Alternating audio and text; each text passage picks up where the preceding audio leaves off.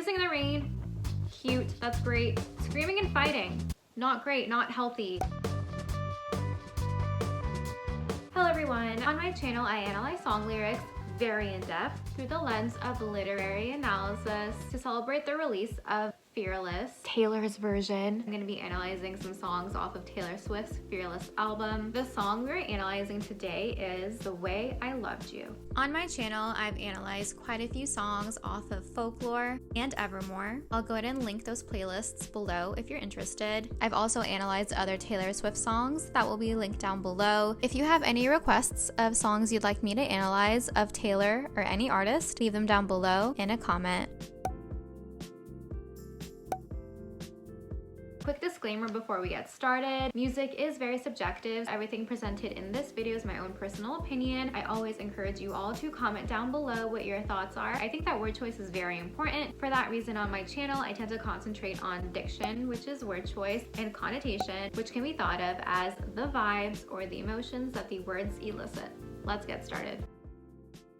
In my opinion, this entire song is a juxtaposition. Juxtaposition is when things are laid side by side for the purpose of comparison. When I read through these lyrics, there are two relationships that the protagonist is comparing. Protagonist means the main character. There is a relationship she's in, and then there is a past relationship that she keeps thinking about. And I'm saying she because I visualize it from the perspective of Taylor. She's comparing these two throughout the entirety of the song. It's really interesting because one of the relationships she feels safe in, but she feels like too safe, and we'll get into this more in a second. The one that she keeps reminiscing about was exciting and like kind of chaotic. I would argue not really healthy, just kind of romanticizing the not healthy relationship. That's the basic premise of this song. The song title is relatively straightforward in my opinion. Of course, there's always different ways to interpret things. I don't think there's anything like metaphorical going on here. This is the protagonist expressing the type of love she experienced with someone. It's something that she is reminiscing about even in her current relationship, so it definitely left an impression on her. He is sensible and so incredible, and all my single friends are jealous. He says everything I need to hear, and it's like I couldn't ask for anything better.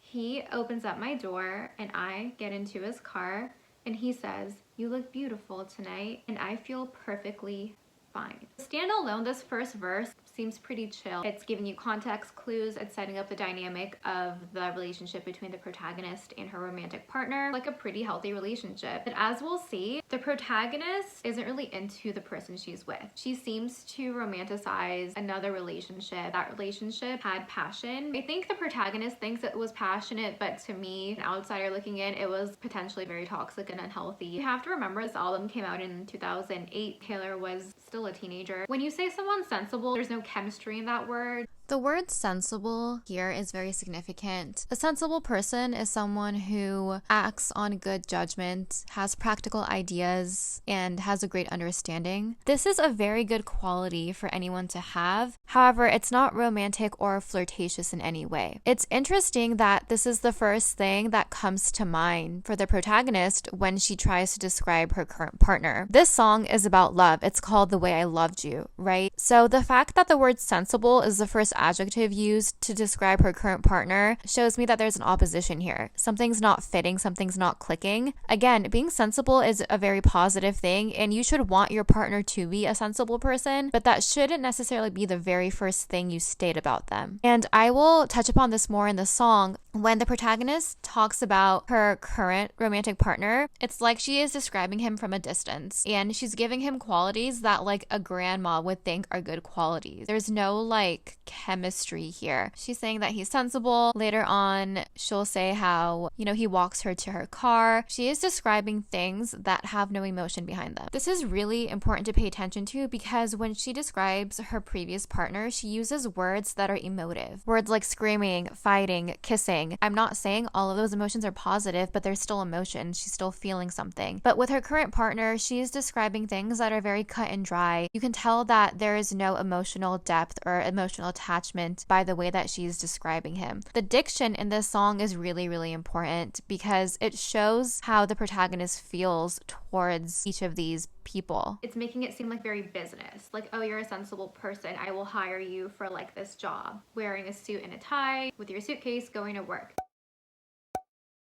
All my single friends are jealous. He says everything I need to hear, and I couldn't ask for anything better. When it says, and all my single friends are jealous, this is another thing to pay attention to. It seems like her current partner is someone who is well liked. They are eliciting jealousy from her friends. However, this is someone that looks good on paper. It's very apparent that this is a good person, but it's just not a person that's meant for the protagonist. It's no one's fault. You can't help it when there's no romantic feelings between you and another person. It's very much just a mismatch. We can tell that her current partner is a pretty good person and that a lot of other people agree as well. This is a scenario that can't be remedied because when it comes to matters of the heart, either your feelings are there or they're not, and we can tell that the protagonist just doesn't have feelings for this person. It's not anything that can be forced. The protagonist explicitly states that there's like nothing she would change about this. She can't ask for anything better. When she says everything I need to hear, I think that's very important because it sounds like boxes are being checked off. This lacks emotion. It feels like you're in an empty, echoey room. That room is not filled with love or like chemistry or anything flirtatious at all. It's just like there's a relationship checklist, and again, it looks good on paper. That's the vibe I'm getting from the phrase, everything I need to hear. The other person is doing everything right. It doesn't have an effect on the protagonist. Again, because there's no chemistry and they just don't vibe like that. They're not vibing on the same frequency, if you will. Two words stick out, the word sensible, which I discussed, and the word fine. Like, most of y'all know this. When someone says they're fine, are they really? The fact that the word perfectly is before fine, that's a very interesting qualifier. The word fine itself just feels neutral. The word perfectly is emphasizing fine. It's kind of like, I'm extra fine, I'm extra neutral. That's the vibe I get here. In a relationship, you wouldn't necessarily want to be neutral. You may want to feel content, but I view contentness as different than fine. When you're content, I feel like you are full. You feel full, you feel stable. It's a positive feeling. But when you feel fine, it's more of an empty sort of feeling. That to me is a red flag, along with the word sensible. Let me know if you agree or not down below in the comments. Chorus. But I miss screaming and fighting and kissing in the rain. It's 2 a.m. and I'm cursing your name. You're so in love that you act insane. And that's the way I loved you. Breaking down and coming undone. It's a roller coaster kind of rush. And I never knew I could feel that much. And that's the way I loved you. The chorus is describing a past relationship the protagonist was in. She explicitly states that she misses it. She's reminiscing about it. It's taking up space in her mind. When she's with her current partner, she's thinking about this old relationship. For me, I think it's really significant that the word but is used here. But I miss. It's like the protagonist is saying, despite all of these positive qualities, I still miss this other relationship that really doesn't have that many positive qualities in comparison. This to me should be like a red flag because, and we'll see this more throughout the song, because the protagonist is able to verbalize the negative aspects of that past relationship. She's going to say it's complicated, it's frustrating. She talks about this all throughout the song, so she has awareness of it, right? But this, to her, does not seem to be like a red flag.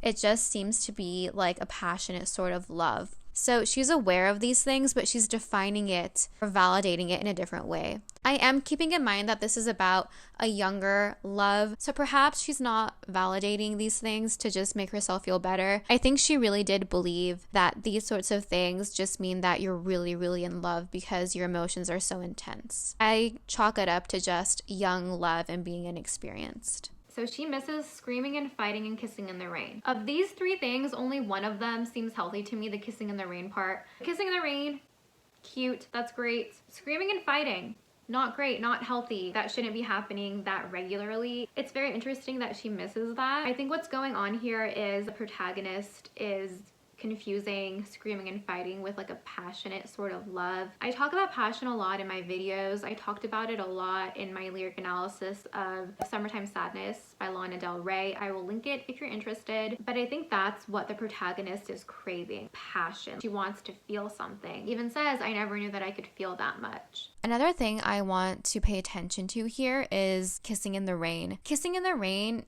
is something that was really prevalent in movies and romantic stories. It always has been, but especially during like 2008, during that time. This to me shows that the protagonist is really romanticizing everything. She's viewing love through a more rose-colored cinematic lens, not super realistic. I did talk about this in my lyric analysis of the song White Horse by Taylor Swift that I just posted, and I also talked about a rose-colored lens in the song Gold Rush by Taylor Swift. I'll go ahead and link these videos down below in case you'd like to watch. I think she's experiencing two extremes. Feeling literally nothing, that's at this end of the spectrum, and then feeling a lot at this end of the spectrum. I would argue a healthy relationship is going to be somewhere in the middle right here. So she's just void of emotion and she wants to feel feelings. It's 2 a.m. and I'm cursing your name. Again, there is passion involved. There is like anger.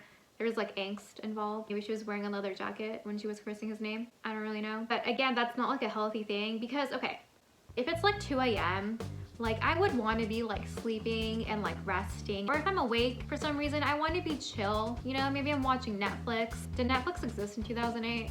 I don't know. I would want to be like on MySpace or something, filling out a survey, learning HTML to redo my profile. If you actually know what I'm talking about, please like this video so I can like feel validated. Cursing your name. This whole scenario she's describing at 2 a.m. is a very unbalanced, unsettled state. It's not healthy. You're so in love that you act insane. Again, this is kind of the perspective I would think a younger person would have towards love, or an inexperienced person. I think when you're younger, you kind of correlate love with like being crazy and like doing whatever. As you get older and you experience more, you realize that love can make you feel a lot of things, but it should never make you act like insane. A true pure love with like a good foundation would feel amazing, but it would feel chill and stable. I've heard this analogy somewhere before. It's not like a firework that's like very passionate and it's like a show. It's more like a fireplace. It continuously is burning and it's providing warmth for like the whole room. So I think what is being described here, that relationship was a lot of fireworks, it was a lot of sparks, a lot of strong emotions. They were not all positive, but like a fireworks show is really fun to watch. Initially when I read through the lyrics, I was like, oh, is this sarcasm? Is this irony? But I really do believe the protagonist felt that what she experienced was love in that instance. It does seem very passionate, right? And it feels like you're fighting for it because there's so much going on. I truly believe that the protagonist thinks she's fighting for a true love, but I don't think you're supposed to come, you know, emotionally undone and start to unravel when you're fighting for a love like this. Like I said, I don't think it was the healthiest sort of dynamic. So it's like she's fighting for something, and I think she feels like it's important to fight for love. It's like a very profound and poignant thing. I think something important to keep in mind is that just because you're fighting doesn't mean you're fighting for a worthy cause. It doesn't mean that you're fighting to win something of value. You could just be fighting and nothing great is going to come out of it, right? I think here the protagonist is caught up in the process, but not really able to view the relationship for what it is. It's like, what are we even fighting for? I think that when you experience a love like that, that has, you know, some drama to it, and then you experience a love that is void of any emotion, you would, you know, think that that is what love is. I get why the protagonist is thinking this. When it says breaking down and coming undone, this is very significant. It shows how unstable that relationship was. Again, there's a lot of action. It's like an action-packed movie, but you don't want a constant stream of this sort of action in a relationship. It's gonna lead down a very not healthy path if that's the main thing you remember about it. The fact that she's mentioning it means that these qualities were very prevalent in that relationship. When we look at the phrase breaking down, I think that she was breaking down, like emotionally, she was crying, just going through it. Another way to consider it is the relationship breaking down. Maybe they would get in fights, be mad at each other, and then make up. Could also be referring to that dynamic. Coming undone, I think, again, that could refer to emotionally. When you come undone emotionally, you kind of lose your sense of self and you lose your own inner stability. You're like coming undone, you're unraveling in front of that person. And power dynamic wise, you are losing your power because it's like you're showing your emotional underbelly. This could also be referring to the relationship coming undone. This does feel like a roller coaster ride. You don't know what's going to happen next, and there's a lot of like destruction, breaking down and coming undone. It really does not seem like a healthy dynamic. And the fact that she's able to call it out shows that there was awareness. But I don't think it's awareness that it wasn't a healthy relationship. I think it was just awareness that it was a dramatic relationship and that they were like doing things and feeling things. A roller coaster does not go like this, right? It goes up and down, up and down. There's like turns and everything. You like scream on there, your stomach is churning. There's like butterflies, there's fear, there's excitement, there's laughter, there's yelling. There is no stability on a roller coaster. And roller coasters aren't that long, right? They may feel long because you want to get off of it. By design, they're not super long because it's not healthy to experience that for a long period of time. It sounds like her past relationship was a roller coaster. She's romanticizing that roller coaster. It made her feel something. There's a whole spectrum of emotions. Some of them are positive, some of them are negative. Just because you feel something doesn't mean it's something that is serving you. It's a rush. Rush is a very intense sort of feeling. It's not stable. And when I say stable, I don't mean boring. In the context of a relationship, if something is stable, for me, it means like the foundation is stable. And then on that foundation, you can dance around and do whatever you want, but it has to have a stable foundation. But if you're like on a roller coaster, there's no way to build a foundation because you're not even like going like this to build the foundation. You start building it and then there is like a high and then there is a low and then there's like a weird turn and then maybe you go through like a waterfall. I don't know. Roller coaster imagery is very interesting. I really enjoy it. It is illustrating the instability of that relationship. And again, roller coasters are fun. But do you want to go on a very intense roller coaster 10 times in a row? No, you are going to feel sick.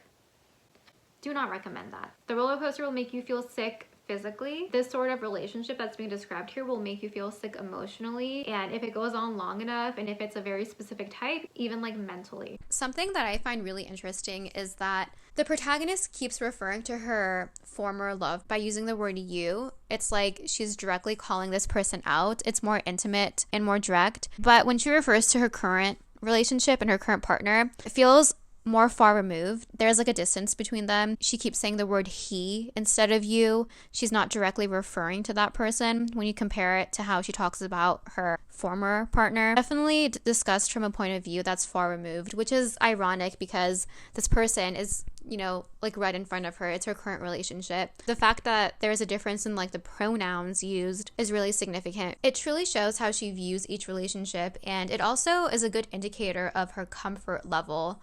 She feels closer to her former partner and she feels kind of distanced from her current partner. Verse 2. He respects my space and never makes me wait, and he calls exactly when he says he will. He's close to my mother, talks business with my father. He's charming and endearing, and I'm comfortable. The words sensible, fine, and comfortable. Those are like very neutral words and they feel empty to me. I think the word content is more like stable, like a fuller word, like your cup is full. The words I just mentioned, the 3 words, they seem kind of empty and lackluster in the context of a relationship. So this verse is about her current relationship. Her current partner respects her. Not only does he treat her right, but it seems that he's close with her parents, which is very important. You would want that in a relationship. He's charming and endearing. So pretty much her current relationship is great on paper, but IRL, in real life, not anything that she's super attracted to. It's one of those situations where on paper someone's great, they might be your type, and they might do everything right. There's no spark there. I say spark. A spark can, you know, be the beginning of a firework, or you can make a few sparks and create like a fire in a fireplace. It could go both ways. I think the past relationship was just like firework vibes, but I think that's what's happening here. Her current partner is doing nothing wrong. There's just no attraction on her part. And then sometimes you're attracted to someone who's not your type and who on paper does not seem like a good fit, but then you meet and there's chemistry and you get to know one another and it's just like a perfect fit. Sometimes you just can't really predict who you're going to be able to have a significant relationship with. The word comfortable here is really important. It reminds me of the vibe I get from the word sensible and endearing in this song. She is comfortable, but she's trying to figure out why, despite all of this, all of these positive qualities that make her feel chill and comfortable, why she's actively thinking about someone else, right? It's really ironic. I wonder if she feels kind of guilty because, and the way that she's saying it in this song, in my opinion, is like she's confused. She's like, I am comfortable. This person is doing all of these things that I would want my partner to do. But perhaps in the back of her mind, she's like, then why do I keep fantasizing and thinking about my former partner? Like, I am comfortable here. My current partner is not doing anything that bothers me. There's no red flags. Why am I thinking about someone else? We have repetition of the chorus, verse 3. He can't see the smile I'm faking, and my heart's not breaking, because I'm not feeling anything at all. And you were wild and crazy, just so frustrating, intoxicating, complicated, got away by some mistake, and now. She is smiling her way through this relationship. When you're in a situation like this where everything is good but you feel empty inside, I would imagine it's hard to walk away from it for a little while for a few reasons. You might just be waiting. You're like, okay, like, this person's doing everything right. They're treating me well. Maybe I just need some more time to, like warm up to them. And then you probably wonder like, oh, is there something wrong with me? Like, this person is perfect. My family loves him. What's wrong with me? Why do I feel nothing? I feel bad for both parties involved. I'm sure the guy has feelings for the protagonist and he seems like a very decent and nice human being. This is also a tricky situation for the protagonist. And like I said, like, there's no one to blame here. When you don't feel something, you just don't feel it. I do hope she lets him know soon so she doesn't string him along, but I think sometimes it's confusing and you need to figure out what you're feeling before you let the other person know. When it says that he can't see the smile I'm faking, this could mean one of two things in my opinion. She may be hiding behind a fake smile. She may not be expressing her emotions to him. She may not know how to. She may not feel like he would understand her. And she might just have kind of shut down a little bit and gone into like robot mode with no emotions because she may not feel emotionally connected to her current partner. She's kind of like on autopilot. Another way to take this is that she could be expressing, through body language and like micro emoting that she's not happy, but maybe her current partner can't tell. And this is not anyone's fault. It's just a case of people not vibing. So maybe her current partner just doesn't have the ability to read her. He doesn't get her. That's another way to think about it. I'm interested to see your take on this. Let me know down below in the comments. My heart's not breaking because I'm not feeling anything at all. So this is very explicitly stated. The protagonist knows she's feeling no emotions. Her heart can't break from this relationship ever ending because she's like not invested at all. Like literally not at all. You were wild and crazy. The words used to describe her former romantic partner are very interesting. Wild, crazy, frustrating, intoxicating, complicated. They're definitely on the opposite side of the spectrum from sensible. Right? The diction in this song is very important. Wild and crazy, those words can connote fun, a fun time, right? Connote excitement, like a newness maybe, but those are very unstable sort of words. Someone who's wild and crazy is not really dependable. She's using the words wild and crazy to describe that person, right? They were wild and crazy enough times where the protagonist feels like she can use those words to just describe them, like in general, as a whole. To be wild and crazy, those are unbalanced states. In a relationship, you would definitely want stability and balance. Frustrating, intoxicating. Those two words are in opposition to one another. The protagonist felt frustrated. That's not positive, that's not fun, but she also felt intoxicated by this person. She got drunk off of them. Her former partner had a very big effect on her. She was kind of drawn to this person. He was like a magnet and she felt intoxicated in his presence.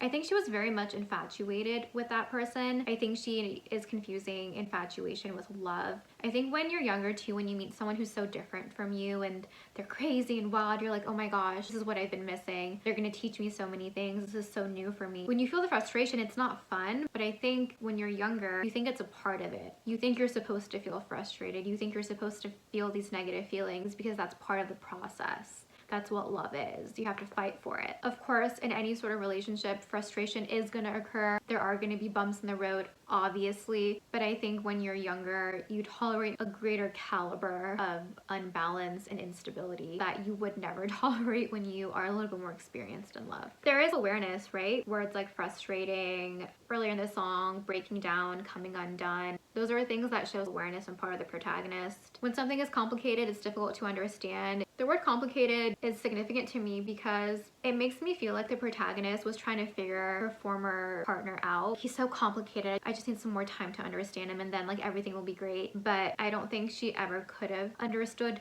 that person. It was just always going to be a state of just like a state of chaos. Y'all, I just want to say that this song is reminding me of an Avril Lavigne song from the early 2000s, the song Complicated, because that song, Avril sings about how she doesn't understand why that person is so complicated and how she gets frustrated. Those two words are literally in that song and they're literally in this song.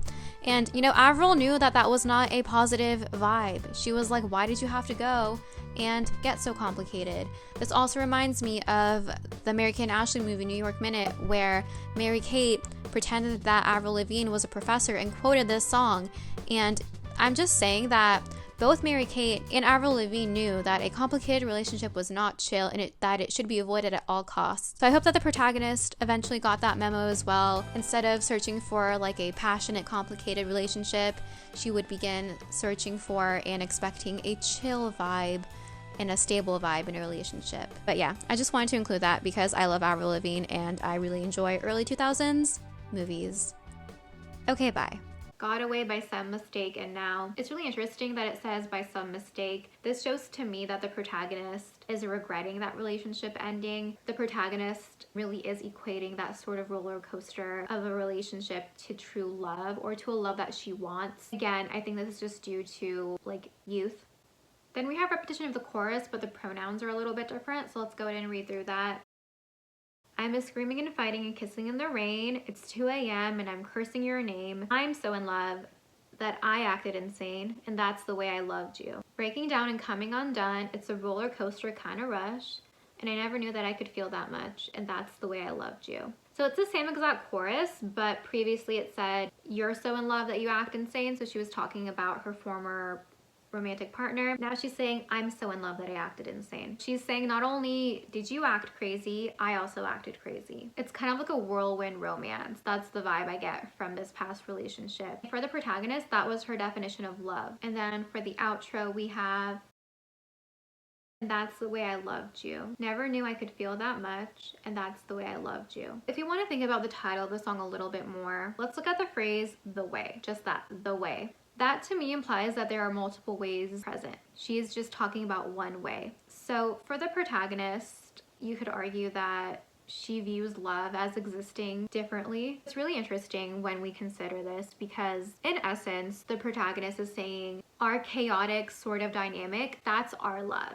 That's the way you loved me and that's the way I loved you. This also suggests that she views love as being dynamic because there's different ways people can love each other. But their brand of love was kind of chaotic and wild and complicated, crazy and insane. So she's like, this is you and me, baby. Like they don't understand. This is our love. We know it's real. That's kind of the vibe I get. From an outsider looking in, you could argue that she's justifying that roller coaster sort of behavior. This is the way that we love each other. There is self-awareness by the protagonist that it was a frustrating and complicated sort of thing, but I would argue that the protagonist thinks like it's a part of it. For me personally, I would argue that if the protagonist were to look back at that relationship, she would say something like, you know, I thought I was in love, but that was before I knew what love was. That would be the viewpoint she would have in the present day. Let me know if you agree or not down below.